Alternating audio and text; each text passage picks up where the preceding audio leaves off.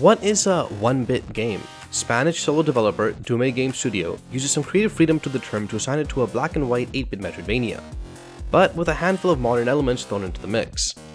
With the visual style as charming as this, it's no wonder we decided to give it a shot. But was it worth our time? Find out in the XboxEra review of Astronite.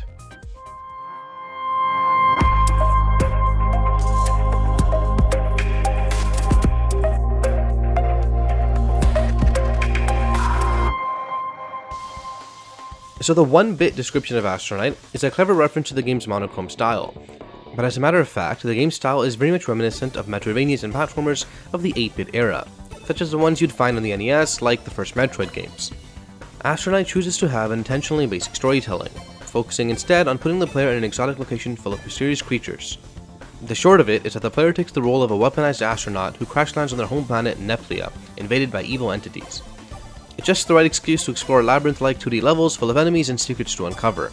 And of course, the crash also made the player lose their advanced modules, such as a jetpack and powerful weaponry, so the mission is about finding everything and getting rid of all these nasty aliens.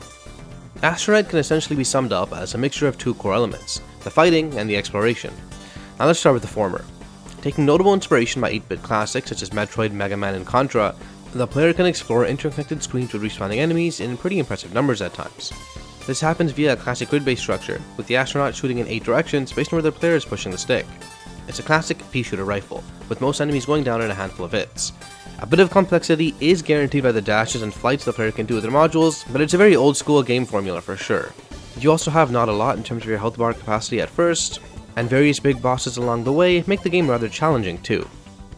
As said, the other side of the affair is a fairly enjoyable exploration of these interconnected rooms, with pits, traps, and such making the traversal more challenging. Even water-based areas, parts with slippery ice, and other such classics pop up from time to time. There's a handy mini-map that the player unlocks fairly early on, with various checkpoints along the way making death less of a problem. In typical Metroidvania fashion, we immediately encounter inaccessible areas that will only be reachable once certain abilities or modules are unlocked. Truth be told, the game doesn't really have any particularly notable new idea. It's very old school by design. There is, however, a genre of much more modern games that heavily inspired some of Astronite's game design, Souls-likes.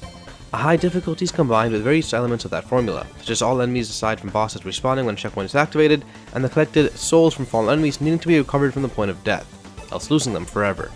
To be frank, this feels like a feature added in to check a box in a list, as it doesn't really improve the combat or exploration, it just increases repetition and frustration when the game has an unexpected difficulty spike. A few combat challenges spread across the map are, however, a nice way to test out the player's skills. In short, Astronite is a somewhat basic but fairly charming bite-sized Metroidvania with its self-assigned 1-bit black and white style, combined with nice 2D particle effects.